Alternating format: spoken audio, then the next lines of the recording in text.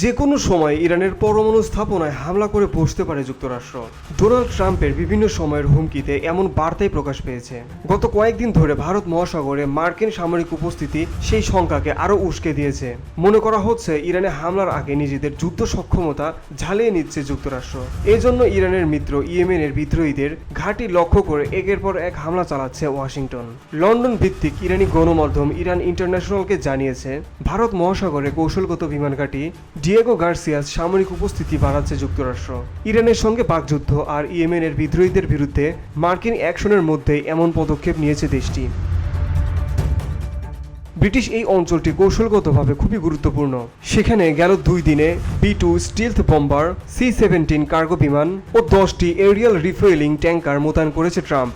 যুক্তরাষ্ট্র যে সেখানে সামরিক উপস্থিতি বাড়াচ্ছে তার খবর প্রকাশ্যে এনেছে প্রতিরক্ষা বিষয়ক ওয়েবসাইট ওয়ারজোন। ওয়েবসাইটটি জানিয়েছে, ডিয়েগো গার্সিয়াস যুক্তরাষ্ট্রের যৌথ সামরিক ঘাঁটি রয়েছে। অতীতে একাধিকবার মধ্যপ্রাচ্যে মার্কিন হামলার সময় এই ঘাঁটি ব্যবহার করেছে ওয়াশিংটন।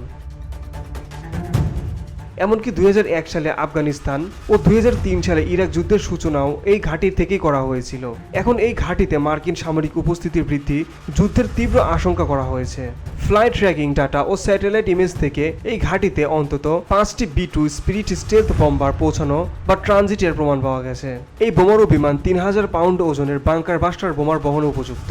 মাটির খুব গভীরে কিংবা সুরক্ষিত জায়গায় তাণ্ডব চালাতে পারে এই বিমান।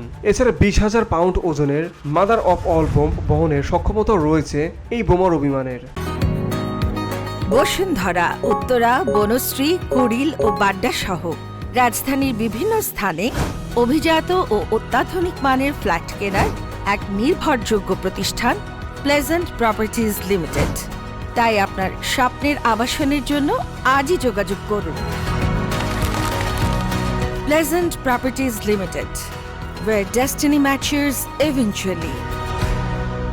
এমন এক সময় ট্রাম্প প্রশাসন তার সামরিক বাহিনীকে এই ঘাঁটিতে জড়ো করেছে যখন ওয়াশিংটনের সঙ্গে তেহরানের সম্পর্ক আরও টানাপোড়েন দেখা দিয়েছে। বিশেষ করে লোহিত সাগরে ইয়েমেনের বিদ্রোহীদের চলমান হামলা এবং ইরানের পরমাণু উচ্চাভিলাষ নিয়ে শঙ্কায় রয়েছে যুক্তরাষ্ট্র। এমনকি শোনা যাচ্ছে সংযুক্ত আরব আমিরাতের মাধ্যমে ইরানকে 2 মাসের সময় বেঁধে দিয়েছে মার্কিন প্রেসিডেন্ট ডোনাল্ড ট্রাম্প।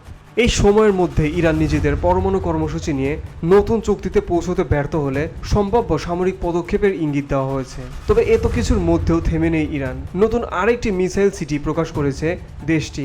ভবিষ্যতের জন্য নিজেদের মিসাইল সক্ষমতা আগের চেয়ে আরও বেড়েছে বলে জানিয়েছে ইরানের সশস্ত্র বাহিনী। এদিকে মার্কিন কর্মকর্তারা কূটনীতির মাধ্যমে সমস্যার সমাধানের কথা বললেও ওয়াশিংটনের পদক্ষেপ বলে দিচ্ছে তারা সামরিকভাবে প্রস্তুতি নিয়ে রেখেছে। তবে মধ্যপ্রাচ্যে আরেকটি যুদ্ধ কারোর জন্যই ভালো হবে না বলে সতর্ক করেছেন বিশ্লেষকরা। ভিওটি বাংলা নিউজ ডেস্ক।